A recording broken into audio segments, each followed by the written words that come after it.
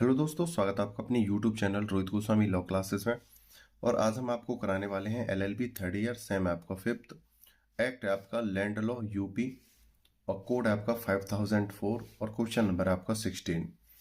इस land law UP का जो पूरा नाम है उत्तर प्रदेश राजस्व विभाग 2006 है। इंग्लिश में लैंड लॉ यूपी और रिवेन्यू कोड 2006 भी कहीं लिखा जाता है। ठीक है। आज का जो क्वेश्चन है वेरी वेरी इंपॉर्टेंट है और अक्सर यह 10 नंबर में आता है, कभी कभी यह 4 नंबर में भी आ जाता है। ज्यादा बात न करते हुए अपने क्वेश्चन की तरफ चलते हैं। क्वेश्चन है हमारा, ग्राम निधि किसे कहते हैं। ग्राम मतलब होता है गांव, निधि माने होता है धन। ठीक है, इस चीज को आप ध्यान रखना। ग्राम, ये किलो वाला ग्राम नहीं है, ग्राम यानी गांव। ठीक है, गांव वाला गांव है ये, ग्राम है। ठीक है, आगे चलते हैं। कभी आप किलोग्राम वाला ग्राम समझो इसे। और निधि का अर्थ होता है धन। ठीक है, निधि मतलब धन।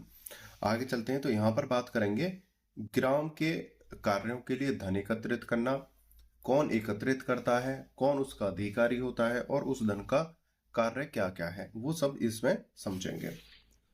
ग्राम निधि और एकीकृत ग्राम फंड, धारा 68 और 69 यानी 69। ठीक है, जो ग्राम निधि है वो सेक्शन 68 यानी 68 में है और जो एकीकृत ग्राम फंड है वो 69 में है। ठीक है, आगे चलते हैं।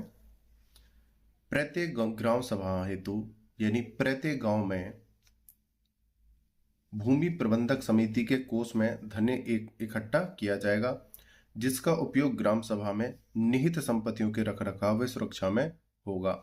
यहां पर कह रहे हैं साफ साफ, गांव में, प्रत्येक गांव में, जिले के प्रत्येक गांव में एक क्या बनाया जाएगा, धन इकट्ठा किया जाएगा। और धन क्या होगा, भूमि प्रबंधक समिति के अंदर इकट्ठा किया जाएगा। ठीक है, और उससे क्या होगा, जो भी सरकारी चीजें होती हैं गांव के अंदर, उनके रख रखाव के लिए, उनकी मेंटेनेंस के लिए, उनको सुधारने के लिए, ठीक है, या नए कार्य करने के लिए गांव में उन सभी का, उससे सभी धन का उन सभी इस चीजों को, स्थानों को सुरक्षित करने के लिए खर्च किया जाएगा। आगे चलते हैं। प्रत्येक जिले में एकीकृत ग्राम फंड स्थापित किया जाएगा। इस फंड का अध्यक्ष कलेक्टर होगा। जैसा कि आपको पता है, भूमि से संबंधित कार्य और जो धन से संबंधित कार्य होते हैं वो कलेक्टर के अंडर में आते हैं। तो कलेक्टर को क्या कहते हैं, डीसी, डिस्ट्रिक्ट कलेक्टर। ठीक है, जिले की प्रत्येक ग्राम पंचायत कलेक्टर द्वारा निर्धारित रकम वार्षिक रूप में एकीकृत ग्राम फंड में देगी। मतलब कलेक्टर निर्धारित करेगा कि आपको कितना कर चुकाना है आपके गांव को। ठीक है, दूसरी बात, जो गांव का कुल बजट है उस बजट का 25% आदमियों को एकीकृत ग्राम फंड में जमा करना होगा। आगे चलते हैं। यह निर्धारित रकम ग्राम फंड की कुल रकम के 25% से अधिक नहीं होगी। जैसा कि अभी मैंने बताया है, जो रकम वहां पर जमा कराई जाएगी गांव की कुल फंड की जो संपत्ति होती है उसके 25% के अकॉर्डिंग गांव के व्यक्ति वहां पर जमा कराएंगे। अधिनियम की धारा के अधीन वसूल की गई मुआवजा की धनराशि एकीकृत ग्राम फंड में जमा की जाएगी। ये जो मुआवजे की जो राशि होती है, जो वहां पर मुआवजा जो जमा होगा, ये एकीकृत ग्राम फंड में जमा होगी। ठीक है, आगे चलते हैं।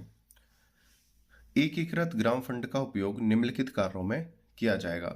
अब भी हमने बताया था स्टार्टिंग में भी, वो किस लिए होगा, गांव की व्यवस्थाओं को बनाने के लिए, नए कार्य करने के लिए, मेंटेनेंस खर्चा जो भी होता है उस सब के लिए वो खर्च होते हैं।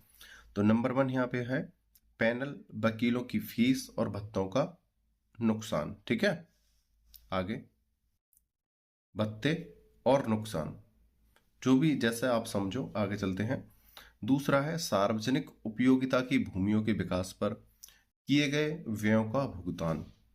तीसरा पॉइंट है हमारा, ग्राम पंचायत या भूमि प्रबंधक समिति द्वारा अथवा उसके विरुद्ध प्रार्थनाओं या अन्य कार्रवाई के संचालन तथा अभियोजन के संबंध में किए गए व्ययों का भुगतान इत्यादि।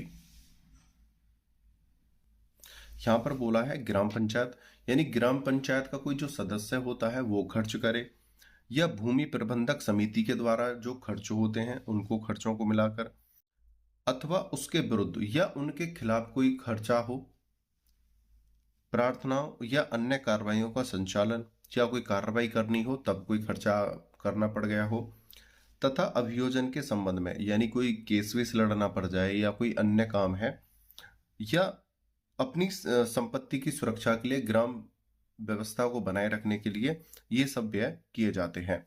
और इसमें अन्य व्यय भी आते हैं, जो वो कर खर्च भी आते हैं जो गांव के जिले के अंदर कोई अन्य व्यवस्था आने वाली है, ठीक है, या कोई नई सुविधाएं जो भी हैं आने वाली हैं, उन सभी के लिए खर्च किया जाता है। दूसरी बात, इसको एक्सप्लेन करने के लिए तो ये काफी बड़ा हो सकता है क्वेश्चन, ये कम से कम आपका 5 से 6 पेज, यानी कि आपके 600 वर्ड में, यानी 600 शब्दों में ये क्वेश्चन आपका काउंटर हो जाएगा, ठीक है। लेकिन हमें क्या करना है, हमें अपने एग्जाम के अकॉर्डिंग क्या है, तैयारी करनी है। तो हम टॉपिक वाइज, टॉपिक और पॉइंट वाइज चलेंगे, ठीक है। तो हमें क्या करना है, टॉपिक और पॉइंट देखने हैं। तो हमने यहाँ पे आपका टॉपिक लिया है और पॉइंट देखे हैं जो आपके लिए महत्वपूर्ण है, ठीक है। दूसरी बात, कोई भी अपडेट अगर कोई भी होगी तो आपके रोहित गोस्वामी लॉ क्लासेस नाम का एक हमारा व्हाट्सअप चैनल है जिसका लिंक डिस्क्रिप्शन में है, आप जाकर उसे फॉलो कर लीजिएगा। वहाँ पर आपको लॉ से related news, update and notification provide कराए जाएंगे। आपने वीडियो को अंत तक देखा है, मुझे अच्छे से सुना है, उसके लिए धन्यवाद। टेक केयर, बाय बाय, जय हिंद, जय भारत।